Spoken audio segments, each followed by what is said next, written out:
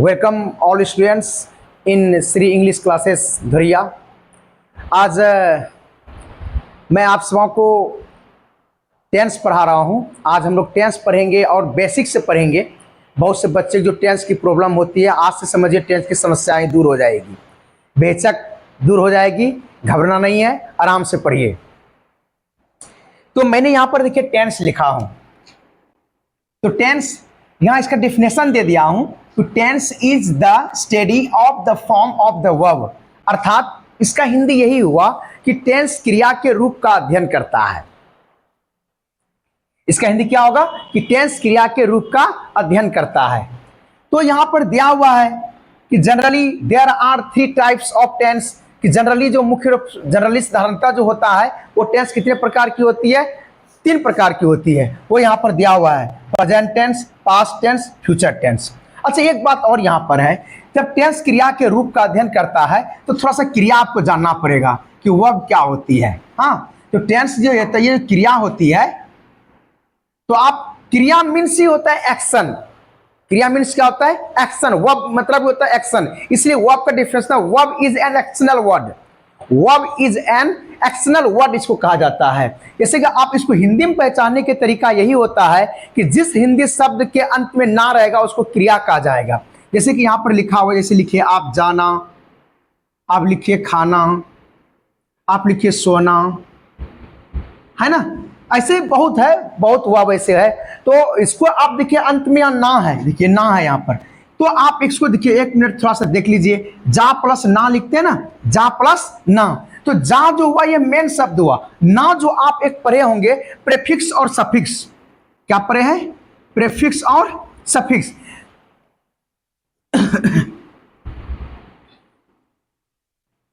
Prefix और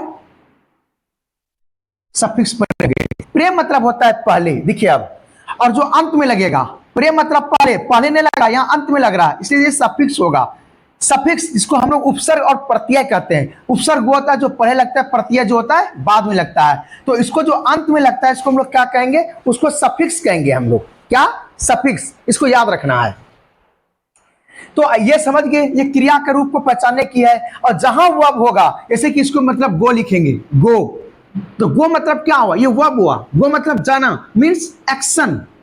और आप लोग जानते हैं वर्ब की कितने फॉर्म होती है? वर्ब की 5 फॉर्म होती है, 5 रूप होती है। आप लोग बुक में भी देखे होंगे, V1, V2, V3, V4 और V5 होती है। तो इसको ऐसे गो लिखेंगे, फिर यहाँ पर क्या लिखेंगे? वेंट लिखेंगे, फिर यहाँ पर क्या लिखेंगे? गोइंग लिखेंगे, फिर सॉरी यहाँ पर क्या लिखेंगे?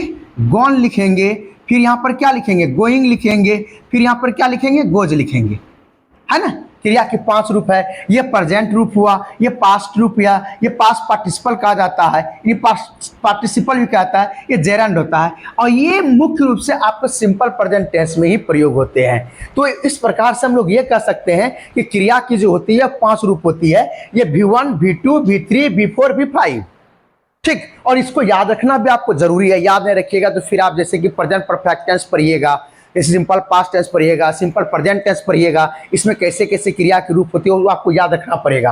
और सारे रूल भी आपको बताए जाएंगे कि कौन V1 का प्रयोग कहाँ होगा, V5 का प्रयोग कहाँ होगा। इसे बेसिक से मैं पढ़ाऊंगा आपको, एकदम निश्चिंत रहिए आप। तो ये समझ गए कि generally there are 3 types of tense, present tense, past tense, future tense. अब यहाँ देखिए प्रेजेंट टेंस। प्रेजेंट टेंस, तो प्रेजेंट टेंस लिखा हुआ है there are 4 types of present tense. Present tense 4 प्रकार की होती है। कौन कौन? एक सिंपल प्रेजेंट टेंस होते हैं, इसी का और मतलब होता है या। सिंपल प्रेजेंट टेंस को प्रेजेंट इंडेफिनिट टेंस भी कहे जाते हैं। क्या? सिंपल प्रेजेंट टेंस को एक टेंस और इसका नाम दूसरा क्या है? प्रेजेंट इंडेफिनिट टेंस भी कहे जाते हैं। 2 नंबर में आता है प्रेजेंट कंटिन्यूअस टेंस। इसको और मतलब या दूसरा नाम इसका क्या है? प्रेजेंट इम्परफेक्ट टेंस भी इसको कहते हैं, और प्रेजेंट प्रोग्रेसिव टेंस भी इसको कहा जाते हैं। तो इसका 3 नाम है। जनरली जो बच्चे हैं जो जानते हैं प्रेजेंट कंटिन्यूअस टेंस जानते हैं, प्रेजेंट इम्परफेक्ट टेंस जानते हैं, इसका ना के बराबर यूज होता है। लेकिन जानकारी के लिए आपको ये भी नाम याद रखना पड़ेगा। तीसरे रूप जो यहाँ पर आते हैं प्रेजेंट परफेक्ट टेंस आते हैं, और चौथे में जो आते हैं प्रेजेंट परफेक्ट कंटिन्यूअस टेंस होते हैं। तो आप समझ गए ये टेंस होते हैं, 3 प्रकार के होते हैं, ये 4 प्रकार की होती है।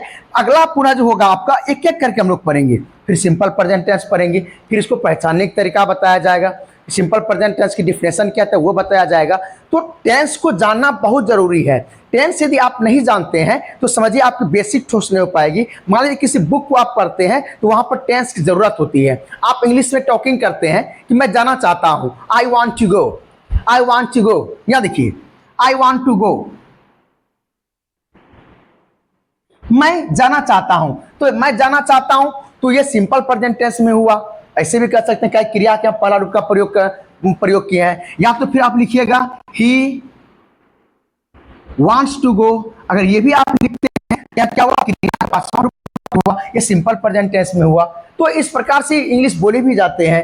तो जब तक कि आप टेंस ठोस नहीं करते हैं तब तक कि समझिए आप नहीं पढ़ पाएंगे, ना तो बुक पढ़ पाएंगे। इसी के आधार पर टेंस के आधार पर ही वॉइस भी बनते हैं, फिर नरेशन बनते हैं, फिर डिग्री बनते हैं, एवं प्रकार से जितने हैं लगभग टेंस आपको पढ़ना बहुत जरूरी है। तो यदि आप इस प्रकार से टेंस यदि आप पढ़ लीजिएगा मुझे लगता है कि आपको दिक्कत नहीं होगी। तो आज इस क्लास को यहाँ पर समाप्त करते हैं। अगला पुनः आपको सिंपल प्रेजेंट टेंस को मैं पढ़ाऊंगा, वहां पर उसका पहचानने का तरीका बताऊंगा। तो इस प्रकार से वीडियो पाने के लिए आप श्री इंग्लिश क्लासेस धुरिया को सब्सक्राइब कीजिए, लाइक कीजिए और कमेंट करने के लिए न भूलें। कमेंट आप कीजिए कैसा मेरी क्लास लग रही है, नहीं लग रही है। अपने दोस्तों के साथ शेयर कीजिए, अपने परिवार के साथ शेयर कीजिए, आप जो होगा और रिलेशन के साथ शेयर कीजिए। आप भी पढ़िए और दूसरों को भी पढ़ाइए। धन्यवाद।